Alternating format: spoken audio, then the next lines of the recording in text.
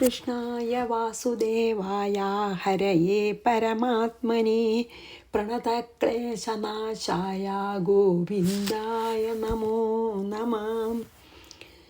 ഹരിനാമകീർത്തനം ശ്ലോകം 41. ഠായങ്ങൾ ഗീതമിവ നാദപ്രയോഗമുടനേകശ്രുതിങ്കലൊരുമിക്കുന്ന പോലെ പരം ഏകാക്ഷരത്തിലിതടങ്ങുന്നു സർവവുമിതാകാശ സൂക്ഷ്മതനു നാരായണായ നമഃ. ഠായങ്ങൾ എന്ന് പറഞ്ഞാൽ നമ്മൾ കേൾക്കാത്ത വളരെ അപൂർവമായിട്ടുള്ളൊരു വാക്കാണ് അല്ലേ. ഠായങ്ങൾ എന്ന് പറഞ്ഞു വെച്ചാൽ ഈ സംഗീതത്തിലത്തെ ഈ ഗമകം എന്ന് പറയണതിനെയാണ് അത്രേ ഠായങ്ങൾ എന്ന് പറയണത്. ഗമകത്തിൻ്റെ വേറൊരു വാക്കാണ് ഠായങ്ങൾ എന്ന്. അതായത് പിന്നെ ഈ ഞാൻ കേട്ടിട്ടേ ഇല്ല കേട്ടോ, ഇതിൽ തന്നെ കേട്ടിട്ടുള്ളൂ. അതായത് ഈ ഗീതം എന്ന് പറയണ്ടല്ലോ, അടുത്ത വാക്ക് ഗീതം ഇവ എന്ന് പറയണ്ട. അതായത് ഇവിടെ ഗീതം വെച്ചാൽ രാഗമാണ്. അപ്പോൾ ഈ പിന്നെ എന്താണ് സംഗീതത്തിൽ, അതായത് ഒരേ രാഗത്തിൽ തന്നെ വിവിധ പിന്നെ ഭാവം, ഒരേ രാഗത്തിൽ തന്നെ വിവിധ പിന്നെ ഭാവങ്ങൾ പ്രകടിപ്പിക്കാൻ അല്ലെങ്കിൽ കൊണ്ടുവരാനാണത്രേ ഈ ഗമകം ഉപയോഗിക്കണത്. ഒരേ രാഗം തന്നെ അതിൻ്റെ ഭാവം മാറ്റാൻ വേണ്ടിയിട്ടാണത്രേ ഈ ഗമകം അതിൽ ചേർക്കുക. അപ്പോൾ അതായത് എങ്ങനെ പറയാമെന്ന് വെച്ചാൽ രാഗങ്ങളിലത്തെ ഭാവങ്ങളെ പ്രകടിപ്പിക്കുന്നവയാണ് ഗമകങ്ങൾ. അതായത് ഒരേ രാഗത്തിൽ തന്നെ പാടുന്ന സമയത്ത് ഭാവവ്യത്യാസം ഉണ്ടാക്കാനാണത്രേ ഗമകങ്ങൾ. പിന്നെ അടുത്തത് എന്താ വെച്ചാൽ നമുക്ക് നോക്കാം. രാഗത്തിൽ, അതായത് അതിൻ്റെ അർത്ഥം എന്താ വെച്ചാൽ രാഗം ഗമകം ഒന്ന് തന്നെയാണ്, കാരണം അതിൽ തന്നെ ഉള്ളതാണ്. അപ്പോൾ രാഗത്തിന് ഭാവവ്യത്യാസം വരുത്താൻ വേണ്ടിയിട്ട് ഉള്ള, പക്ഷേ സെയിം രാഗമാണ്. അതുപോലെയും പിന്നെ രാഗം തന്നെ ആയിരിക്കുന്ന പോലെയും നാദപ്രയോഗം, അതായത് പലതരത്തിലുള്ള നാദങ്ങളുടെ പ്രയോഗം ഏകശ്രുതിങ്കൽ, അതായത് ഒരേ സ്വരത്തിൽ, എന്താ ഇനിയിപ്പോൾ അടുത്തത് അതാണ് പറയണത്. നാദപ്രയോഗം, അതായത് വിവിധ തരത്തിലുള്ള നാദങ്ങളെ ഉപയോഗിക്കണത് ശ്രുതിങ്കൽ എന്ന് പറഞ്ഞാൽ ഒരേ സ്വരത്തിൽ ഒരുമിക്കുന്ന പോലെയും ചാലോ പൊന്തി മറയുന്ന പോലെയും ഏകാക്ഷരത്തിൽ, അതേപോലെയാണ് ഓങ്കാര ബ്രഹ്മത്തിൽ. ഇതു സർവവും, അതായത് ഈ ദൃശ്യപ്രപഞ്ചം മുഴുവനെയും അടങ്ങുന്നു. ആകാശ സൂക്ഷ്മതനു, അതായത് ബ്രഹ്മം ആകാശം പോലെ സൂക്ഷ്മരൂപിയാണ്. നമുക്ക് ആകാശത്തെ തൊടാൻ പറ്റില്ലല്ലോ, കാണാനും പറ്റുമെന്ന് പറയൂല, പക്ഷെ ആകാശം ഉണ്ടെന്ന് മനസ്സിലാവും അല്ലേ. അപ്പോൾ ആ ബ്രഹ്മ ആകാശം പോലെയാണ്, എല്ലാ ദിക്കിലുണ്ട്, സൂക്ഷ്മരൂപിയാണ്. അതായത് ബുദ്ധിയെ നല്ലോണം നമ്മൾ ഏകാഗ്രപ്പെടുത്തിയിട്ട് അങ്ങനെയായാലേ നമുക്കതിനെ പിന്നെ എന്താണ് സൂക്ഷ്മമായിട്ടുള്ളതിനെ കണ്ടുപിടിക്കാൻ പറ്റുള്ളൂ. അതാണ്, മനസ്സുകൊണ്ട് പറ്റില്ല, മനസ്സിനപ്പുറത്തേക്ക് പോയിട്ട് വേണം. അതാണ് ഈ വാക്കിൻ്റെ അർത്ഥം. അപ്പോൾ നമുക്ക് ഇതിനെ അത് സംഗീതമായിട്ട് ഉള്ള രണ്ട് പിന്നെ ഉപമയാണ് ഇതിൽ പറഞ്ഞുള്ളത്. എനിക്ക് സംഗീതത്തിനെ പറ്റി യാതൊരു ഇതും ഇല്ലാത്തതുകൊണ്ടാണ് ഞാൻ വായിച്ച് മനസ്സിലായത് പറയാം. അപ്പോൾ ഒരു രാഗത്തിൽ തന്നെ പലതരത്തിലുള്ള ഭാവം കൊണ്ടുവരാനായിട്ടാണ് ഗമകങ്ങൾ ഉപയോഗിക്കണം. അപ്പോൾ ഗമകങ്ങളും രാഗവും വേറെയെന്ന് പറയാൻ വയ്യാന്ന് ഒന്ന്. പിന്നെ ഒരേ സ്വരത്തിൽ തന്നെ, ഇപ്പോൾ ഉണ്ടല്ലോ, സ രി ഗ മ പ ധ നി ഉണ്ടല്ലോ, അതന്നെ പലതരത്തിൽ, സാ തന്നെ പല ശബ്ദത്തിൽ പല നാദത്തിൽ കൊണ്ട് പറയാം, സാന്ന് പാടാം, രി പല നാദത്തിൽ പാടാം, ഗ അങ്ങനെ ഓരോ സ്വരവും പല പല നാദവൈവിധ്യത്തോടെ നമുക്ക് നല്ല പാട്ട് പഠിച്ചവർക്ക് പാടാൻ പറ്റും. പക്ഷെ അതൊക്കെ സെയിം സ്വരം തന്നെയാണ്. ആ സപ്തസ്വരങ്ങളിൽ ഇപ്പോൾ സാ എടുത്താലും വിവിധ നാദ ഇതുപയോഗിച്ചാലും ഒക്കെ സാ തന്നെയാണ്. ഇപ്പോൾ സാ ഹൈ പിച്ചിൽ, ലോ പിച്ചിൽ, മിഡിൽ പിച്ചിലൊക്കെ ചെയ്യലോ, പക്ഷേ സ്റ്റിൽ സാ ആണ്. അങ്ങനെ അപ്പോൾ ഒരേ സ്വരം തന്നെ പല നാദം ത്തിൻ്റെ വ്യത്യാസം കൊണ്ട് പലതായി പറഞ്ഞാലും അതിന് സ്വരം തന്നെയാണ് പറയുക. അതേപോലെ തന്നെ രാഗവും ഗമകങ്ങൾ ഉപയോഗിച്ച് ഭാവവ്യത്യാസം കാണിച്ചാലും സെയിം രാഗമാണ്. അതുപോലെ ആണ് ബ്രഹ്മത്തിൽ ഈ പ്രപഞ്ചത്തിലത്തെ വിവിധ നാമരൂപങ്ങളിലെല്ലാം പൊന്തി മറയണതെന്ന് പറയുകയാണ്. അപ്പം മണ്ണിൻ്റെയും സ്വർണത്തിൻ്റെയൊക്കെ നമ്മളെടുത്തുമല്ലോ, സെയിം മണ്ണ് തന്നെയാണ് പല വിധത്തിലുള്ള മൺചട്ടിയായിട്ടും മൺവിളക്കായിട്ടും പിന്നെ മണ്ണുകൊണ്ടുള്ള പിന്നെ എന്താണ് എന്ത് സാധനം, തൊപ്പിയോ അല്ലെങ്കിൽ വളയോ എന്തുണ്ടാക്കിയാലും മണ്ണ് തന്നെയാണല്ലോ, വിവിധ നാമരൂപമല്ലേ. അതേപോലെ തന്നെ പിന്നെ ബ്രഹ്മം എന്നുള്ളതൊരു ശക്തിയാണ്. ആ ശക്തിയുടെ തന്നെ വിവിധ നാമരൂപങ്ങളാണ് ഇവിടെ കാണുന്നത് മുഴുവൻ. അപ്പോൾ ഇത് രണ്ട് ഉദാഹരണം പറഞ്ഞെടുക്കുകയാണ്. ഒരേ രാഗത്തിൽ ഗമകം കൊണ്ട് നമുക്ക് വിവിധ ഭാവങ്ങൾ ഉണ്ടാക്കുന്ന പോലെയും ഒരേ സ്വരത്തിൽ വിവിധ നാദങ്ങൾ ചേർത്ത് പല വ്യത്യാസത്വത്തിൽ സെയിം പിന്നെ സ്വരാണെങ്കിലും അത് താഴ്ത്തിയും ഉയർത്തിയും ഒക്കെ ചെയ്യൂല, ആരോഹണം അവരോഹണം എന്നൊക്കെ പറയില്ല, അതൊക്കെ ചെയ്ത് വ്യത്യാസം വരുത്തുന്ന പോലെ ഒന്ന് തന്നെയാണ്, പക്ഷെ സെയിം സ്വരാണ്, സെയിം രാഗമാണ്. അതുപോലെ സെയിം ബ്രഹ്മാണ്, പക്ഷെ പല നാമരൂപങ്ങളിൽ കാണുന്നു എന്നാണ് ഒന്ന് പറഞ്ഞത്. അപ്പോൾ അതുപോലെ ആയാൽ നമുക്ക് മനസ്സിലാക്കാൻ എളുപ്പം വെച്ചിട്ടാണ് ഇതിൽ അങ്ങനെ പറഞ്ഞത്. അപ്പോൾ ഒരേ രാഗത്തിൽ തന്നെ വിവിധ ആയിട്ടുള്ള ഈ ഗമകങ്ങളെയും ഒരേ സ്വരത്തിൽ പിന്നെ പല പല നാദങ്ങളെയും ഉണ്ടാക്കി അത് അല്ലാതെ ആക്കാനും ഒക്കെ ഉള്ള ശക്തി എങ്ങനെ അതിനുണ്ടോ അതുപോലെയാണ് ഈ കാണുന്ന ജഗത്തിലത്തെ എല്ലാ നാമരൂപങ്ങളെയും സൃഷ്ടിക്കാനും കുറച്ച് നേരം നിലനിർത്താനും അത് കഴിഞ്ഞാൽ ലയിപ്പിക്കാനും എല്ലാം ശക്തി ആ പ്രപഞ്ച ശക്തിക്കുണ്ട്. അതുകൊണ്ടാണ് പറഞ്ഞത് അങ്ങനെ ഈ ഉദാഹരണം എടുത്തത്. പിന്നെ വേറെ ഒന്നും കൂടി പറഞ്ഞുല്ലോ, പിന്നെ അതായത് ഈ പ്രപഞ്ചം മുഴുവൻ, അതായത് ഇങ്ങനെ പലതരത്തിലും നാമരൂപങ്ങളിൽ കാണുന്ന പ്രപഞ്ചം മുഴുവൻ ഒരിക്കലും നാശമില്ലാത്ത പരമാത്മാവിലടങ്ങുന്നു. അതാണ് ഇവിടെ ഏകാക്ഷരത്തിലടങ്ങുന്നു പറഞ്ഞ്, അതായത് ഓങ്കാര ബ്രഹ്മം. നമ്മളിതിനു മുമ്പ് വന്നുല്ലോ. ആ ഓങ്കാര ബ്രഹ്മത്തിൽ ഈ വിവിധ രൂപനാമങ്ങളോടുകൂടി നമ്മൾ ഈ പ്രപഞ്ചത്തിൽ കാണുന്നതെല്ലാം ആ ഏകാക്ഷരത്തിൽ അടങ്ങുന്നു. അതായത് എല്ലാം ഓങ്കാരത്തിൽ അടങ്ങണമെന്ന് പറയാം.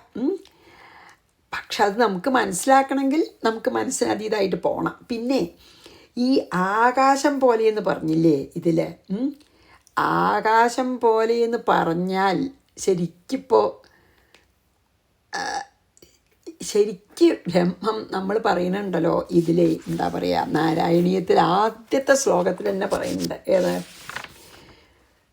പിന്നെ സാന്ദ്രാനന്ദാവബോധാത്മകം അനുപമിതം എന്ന് പറയുന്നുണ്ട്. അതായത് ഒരിക്കലും ഒന്നിനോടും ഉപമിക്കാൻ പറ്റാത്തതാണ് ബ്രഹ്മം. പക്ഷേ ആകാശം പോലെ സൂക്ഷ്മം എന്ന് പറയാൻ കാരണം എന്താ വെച്ചാൽ നമുക്ക് അതിനെ ഒന്ന് അറിയാൻ സഹായാവുന്നേ ഉള്ളൂ. ആകാശം പോലെ സൂക്ഷ്മമാണ് ബ്രഹ്മം എന്ന് പറയാൻ പറ്റില്ല, കാരണം അനുപമിതമാണ് അല്ലേ. സാന്ദ്രാനന്ദാവബോധാത്മകം അനുപമിതം. പിന്നെയോ കാലദേശാവധിഭ്യം നിർമുക്തം നിത്യമുക്തം അല്ലേ. നിഗമശത സഹസ്രേണ നിർഭാസ്യമാനം അസ്പഷ്ടം ദൃഷ്ടമാത്രേ. എല്ലാം ഒന്നും സ്പഷ്ടമല്ല അല്ലേ, ഒന്നിനോട് ഉപമിക്കാനും വയ്യ. പ്രത്യേകം പറഞ്ഞു അനുപമിതെന്ന്. എന്നാൽ പിന്നെ എന്താണ് ആകാശത്തിനോട് ഉപമിച്ചതെന്ന് ചോദിച്ചാൽ ഏറ്റവും അടുത്തുള്ള ഒരു ഉദാഹരണം അല്ലെങ്കിൽ ഉപമ പറയുക, നമ്മളെ ഒരു ഇൻഡിക്കേറ്ററായിട്ട് നമുക്ക് സഹായമാവാൻ, അതിനെപ്പറ്റി കൂടുതൽ അറിയാൻ സഹായിക്കാൻ ഈ ഉപമ ഉപയോഗിക്കണമെന്നേ ഉള്ളൂ. അല്ലാതെ ഈ ആകാശം പോലെ സൂക്ഷ്മമാണ് എന്ന് പറയേ പറ്റുള്ളൂ. അതായത് നമ്മൾ ശരിക്കും നമ്മുടെ എല്ലാ ഇന്ദ്രിയങ്ങളെയും അകത്തേക്ക് നോക്കാൻ പ്രേരിപ്പിച്ച് സത്യം അന്വേഷിച്ച് കണ്ടെത്തുക മാത്രമേ അതിന് വഴിയുള്ളൂ. ഈ ഉപമയൊക്കെ നമ്മളെ സഹായിക്കും, എല്ലാറ്റിലും ഉണ്ടെന്നൊക്കെ മനസ്സിലാക്കാൻ സഹായിക്കും. പക്ഷെ അനുഭവം ആവണമെങ്കിൽ നമുക്ക് അത് അന്വേഷിച്ച് കണ്ടെത്തുക തന്നെ വേണം. അപ്പം ഇനി അതാണിപ്പോൾ ഈ 41 പറഞ്ഞത്. എന്താ വെച്ചാൽ ഇത് ഇതേവരെ പറഞ്ഞത് തന്നെയാണ് നമ്മൾ ഇതിനു മുമ്പേയും പറഞ്ഞു. ഈ ദൃശ്യപ്രപഞ്ചത്തിലത്തെ വിവിധ നാമരൂപങ്ങളിലുള്ള എല്ലാം ആ ബ്രഹ്മം തന്നെയാണ്. അതായത് ബ്രഹ്മം തന്നെയാണ് വിശ്വാകാരമായി നിൽക്കുന്നത് എന്ന് ചുരുക്കം. അതിന് രണ്ട് ഒരു ഇത് പറഞ്ഞു എന്നേ ഉള്ളൂ. അതായത് രാഗം വിവിധ ഗമകങ്ങൾ ഉപയോഗിച്ച് ഭാവവ്യത്യാസം കാണിച്ചാലും സെയിം രാഗമാണ്. സെയിം സ്വരം വിവിധ നാദങ്ങൾ ഉപയോഗിച്ച് വ്യത്യാസം തോന്നിയാലും സെയിം സ്വരാണ്. അതുപോലെ വിവിധ നാമരൂപങ്ങളിൽ കാണുന്ന പ്രപഞ്ചത്തെ എല്ലാം ആ ബ്രഹ്മം തന്നെയാണ്. എന്നിട്ട് പിന്നെ ഒരു ആകാശം പോലെ സൂക്ഷ്മമാണ്. എന്താ വെച്ചാൽ ആകാശം കുറേ കാര്യങ്ങൾ ഒരുപോലെയാണ്. കാരണം എല്ലാ ദിക്കിലും നിറഞ്ഞു നിൽക്കുന്നതാണ്. അതേസമയം സൂക്ഷ്മമാണ്, നമുക്ക് തൊടാനോ പിടിക്കാനോ എടുക്കാനോ പറ്റില്ലല്ലോ. അപ്പം അതുപോലെയാണ് സർവ്വവ്യാപിയാണ് പരമാത്മ ചൈതന്യം എന്ന് ഏകദേശം പറഞ്ഞതാണ്. പക്ഷേ ഒരിക്കലും നമുക്കത് അനുപമിതാണെന്ന് നമ്മൾ മനസ്സിലാക്കിയും കൊണ്ട് നമുക്ക് ഇൻഡിക്കേറ്ററായിട്ട് ഉപയോഗിക്കാം. അത്രയേ ഉള്ളൂ. അപ്പോൾ അതാണ് ഇതിൽ പറഞ്ഞത്. ഇനി അടുത്തതിൽ എന്താ വെച്ചാൽ, ഇങ്ങനെ സൂക്ഷ്മമാണ് ഈ പരമാത്മ ചൈതന്യം എങ്കിൽ അതിനെ കണ്ടെത്താൻ എന്താ വഴി, അതിന് നമ്മൾ എന്തൊക്കെ സാധനകളാണ് ചെയ്യേണ്ടത് എന്നൊക്കെയാണ് ഇനി അടുത്ത ശ്ലോകത്തിൽ പറയുന്നത്. അപ്പം ഞാൻ 41 വായിച്ച് 42 പോവാം.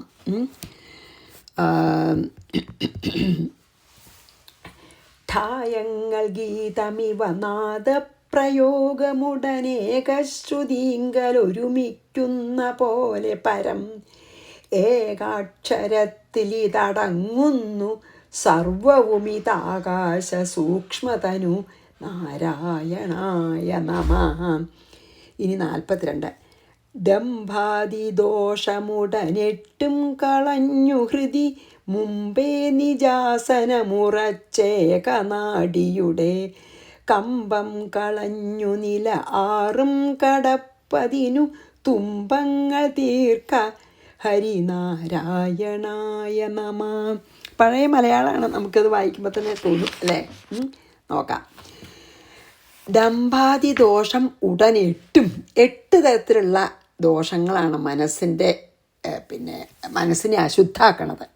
8 തരം ദോഷം നമ്മളിതിന് മുമ്പ് പറഞ്ഞു. അത് എന്താ വെച്ചാൽ, ഒന്ന് നമ്മളെപ്പോഴും പറയുന്ന ഷഡ്വൈരികൾ, കാമക്രോധ ലോഭമോ മോഹ മത മാത്സര്യം, അതാണ് ഷഡ്വൈരികൾ, 6 ശത്രുക്കൾ എന്ന് പറയണത്. പിന്നെ 8 അപ്പം ഇതിൽ പറയണം. 8 കാര്യങ്ങളാണ് നമ്മുടെ മനസ്സിനെ അശുദ്ധാക്കണത്. അപ്പം ഈ 6 കാമക്രോധ ലോഭമോഹ മത മാത്സര്യം, അതിന് പുറമെ രാഗവും ദ്വേഷം കൂടിയുണ്ട്. അപ്പം അതിനെ നമ്മൾ അഷ്ടരാഗങ്ങൾ എന്ന് പറയും. അതായത് ഈ 8 കാര്യങ്ങളാണ് കാമം, ക്രോധം, ലോഭം, മോഹം, അല്ല കാമം, അതെ, മത മാത്സര്യം, അതൊക്കെ അങ്ങനെയാണല്ലോ. അതെ. അപ്പം അത് 6. പിന്നെ ഈ രാഗവും ദ്വേഷവും അങ്ങനെയാണ്. അതാണ് ശരിക്കും മനസ്സിൻ്റെ 8 വൈരികൾ, അല്ലെങ്കിൽ മനസ്സിനെ അശുദ്ധമാക്കുന്ന 8 കാര്യങ്ങൾ അതൊക്കെയാണ് കേട്ടോ.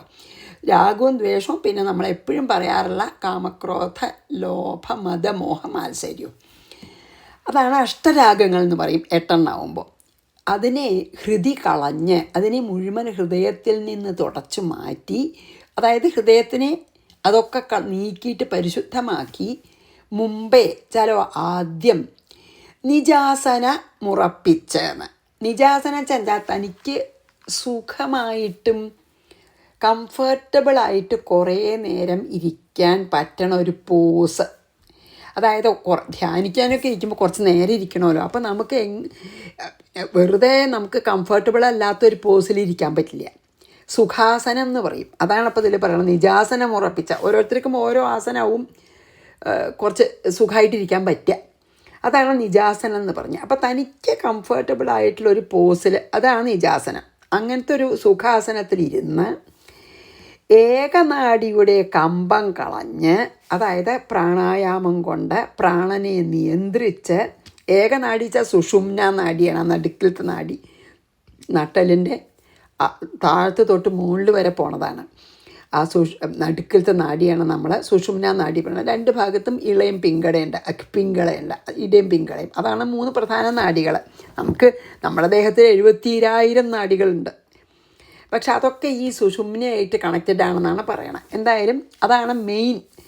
അപ്പോൾ ഏകനാഡി പറയണത് ഇവിടെ സുഷുമ്ന നാഡിയുടെ കമ്പം കളഞ്ഞെന്ന്. അപ്പം അതായത് അതിങ്ങനെ എല്ലാ 72,000 നാഡികളും അതായിട്ട് കണക്ട് ചെയ്തുകൊണ്ട് അതിങ്ങനെ കുറച്ചൊക്കെ അതിൻ്റെ ഇളക്കുണ്ടാവും, വിറയലുണ്ടാവും, എപ്പോഴും എല്ലാ നാഡികളും ഉണ്ടാവും.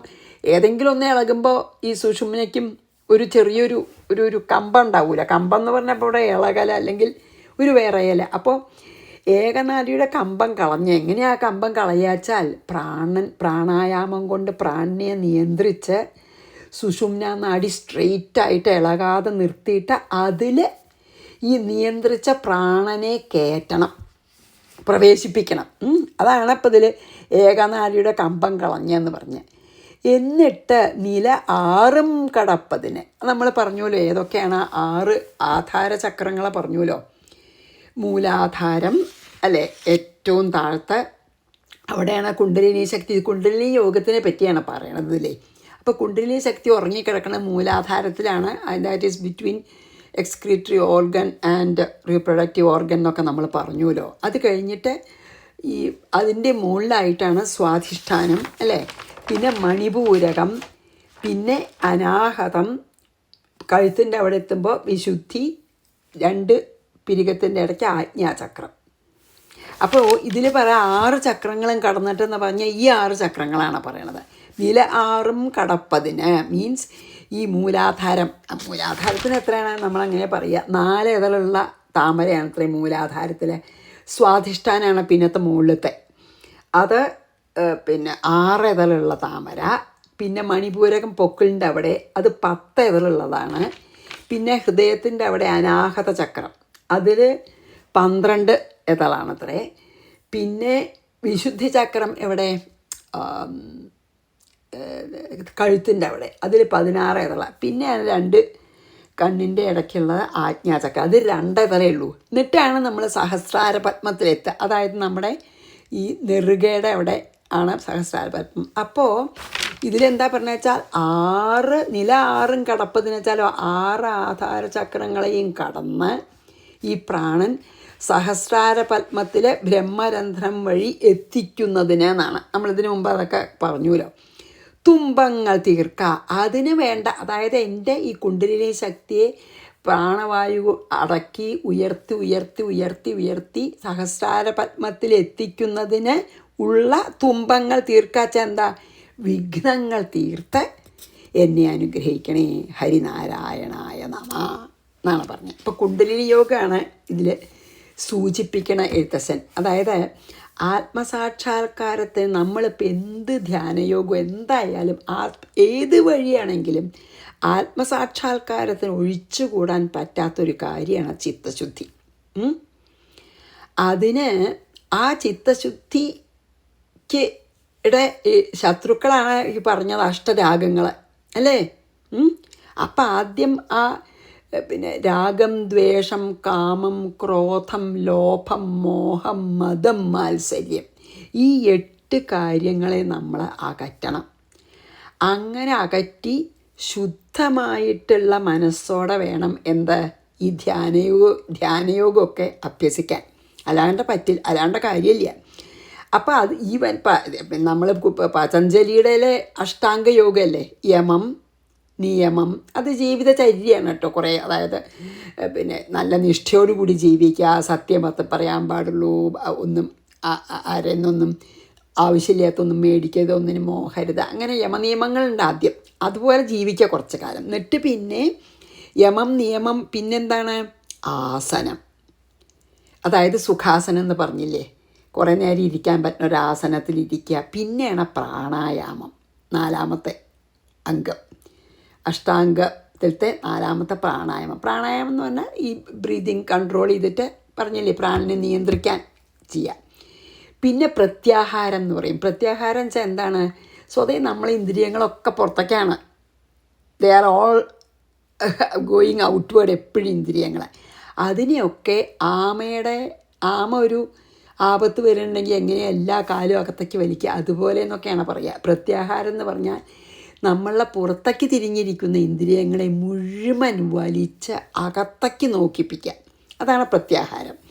അങ്ങനെ പ്രത്യാഹാരം കഴിഞ്ഞ ആ സ്റ്റേജും ജയിച്ചാൽ, അതായത് ഇന്ദ്രിയങ്ങളെ മുഴുവൻ അടക്കിക്കഴിഞ്ഞാൽ ധാരണ പറയും. ധാരണ മീൻസ് ഏതെങ്കിലും ഒരു ഇഷ്ടദേവതയോ അല്ലെങ്കിൽ ഒരു രൂപം തന്നെ വേണമെന്നില്ല, എന്താണ് ഒന്നുകിൽ രൂപമായിട്ടാവാം അല്ലെങ്കിൽ അരൂപമായിട്ടാവാം, എന്തിനെങ്കിലും നമ്മൾ മനസ്സിൽ ഉറപ്പിക്കുക, അതാണ് ധാരണ. ഉറപ്പിക്കുന്നതാണ് ധാരണ.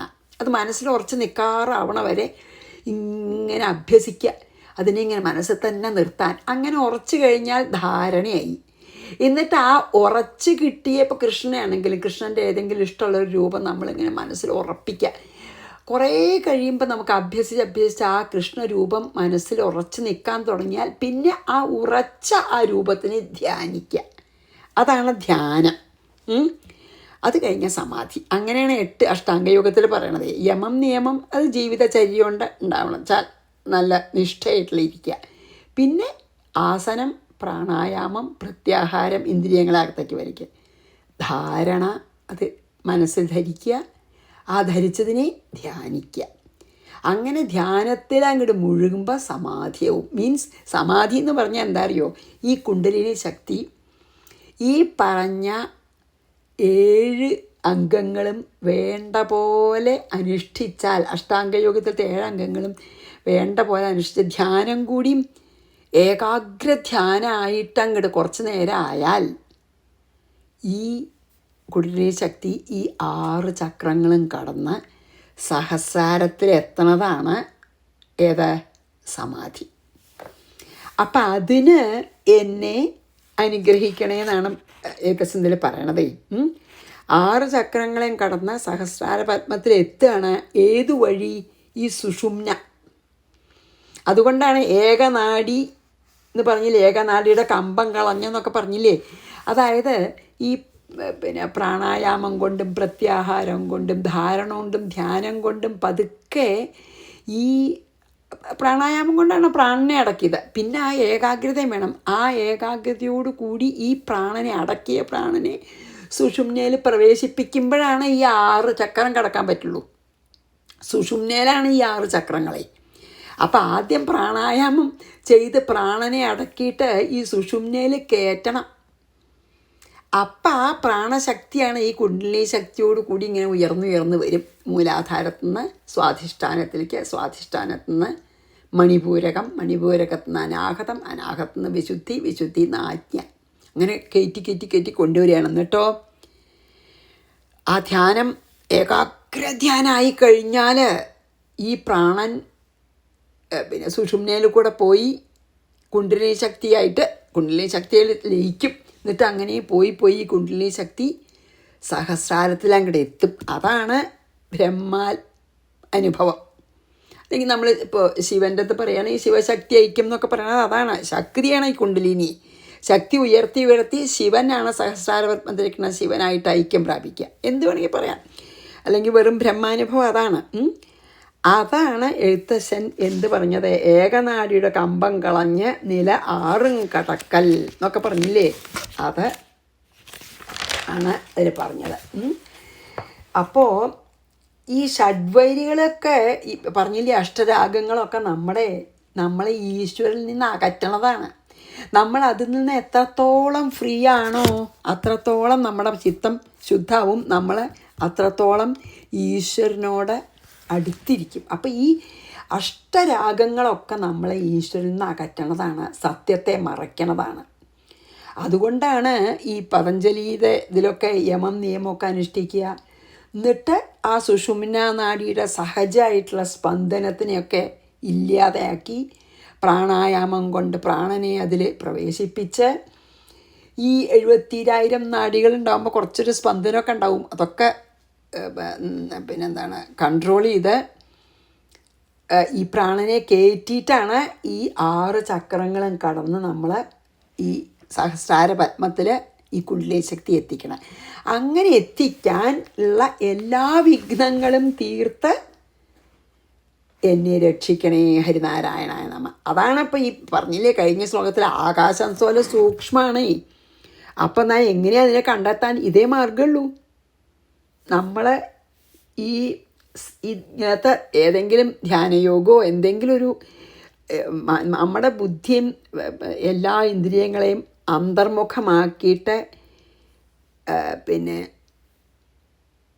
നമ്മൾ ഏകാഗ്രമായിട്ട് പിന്നെ ആ ബ്രഹ്മത്തിനെ ധ്യാനിക്കാനുള്ളൊരു വഴിയാണ് ഈ ധ്യാനയോഗമൊക്കെ, കുണ്ടലിനി യോഗമൊക്കെ.